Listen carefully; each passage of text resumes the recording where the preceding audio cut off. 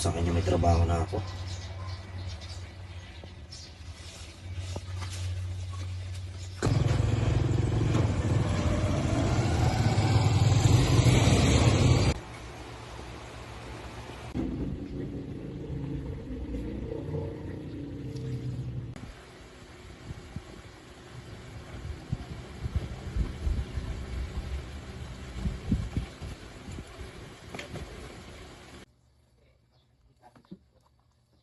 Hello, kuya. Ba't napatawag ka? May trabaho na ako. Oh? Saan? Anong trabaho mo? Nakapasok ako installer ni Fiverr ni Juan. Wow! Buti nakapasok ka na, kuya. Kaya nga eh. Kailangan ko na makapagtrabaho para makapagpadala sa'yo kasi gusto ko makapag-aral ka. Salamat, kuya. Yan, sino yan? O, teka to. Eh, nagpagawin pa tayo, diba? Oo, ano? Sa kanya, pagpagawa mo sa kanya yung mga kailangan niya. Sige na. Baka mapagalitan pa ako dito. Mag-iingat ka dyan ha. Sige, kuya, salamat. Ingat ka lagi dyan, ha? Sige na, bye-bye na, bye-bye. Opo, kuya. Bye-bye.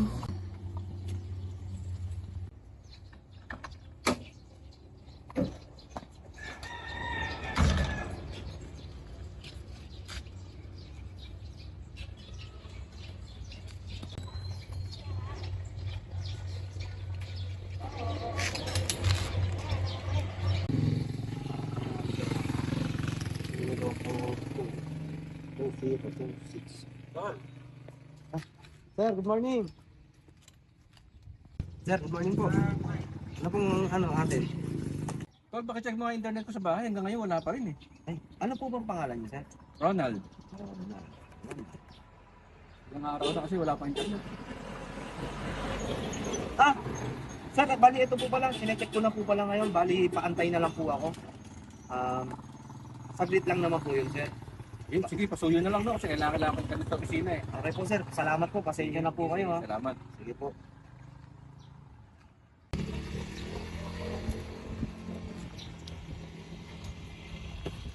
Hoy! Eh, sa Fiverr ni Juan, Opo, sir. ano na naman ako ng internet?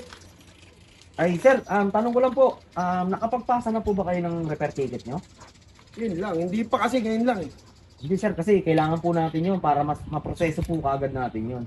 Eh, wala nga kaming internet eh. Ano ang gagawin natin dyan? Nakapag-report na po ba kayo, sir? Hindi pa kasi ngayon na nawala eh. Sir, bali ganito po. Tawag na lang po kayo sa hotline, then mag-report po kayo.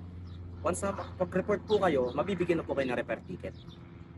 Sigurado ba yan? Opo, sir. Sure na sure po. Kailangan ko yan ngayon ha. Okay, Ngayong sir. araw na to kasi kailangan yan. Okay, sir. Gagawa ko po ng paraan. Magagawa po natin ngayon yan. Okay, asahan ko yan ha. Salamat po, sir. Pasensya na po kayo, ha.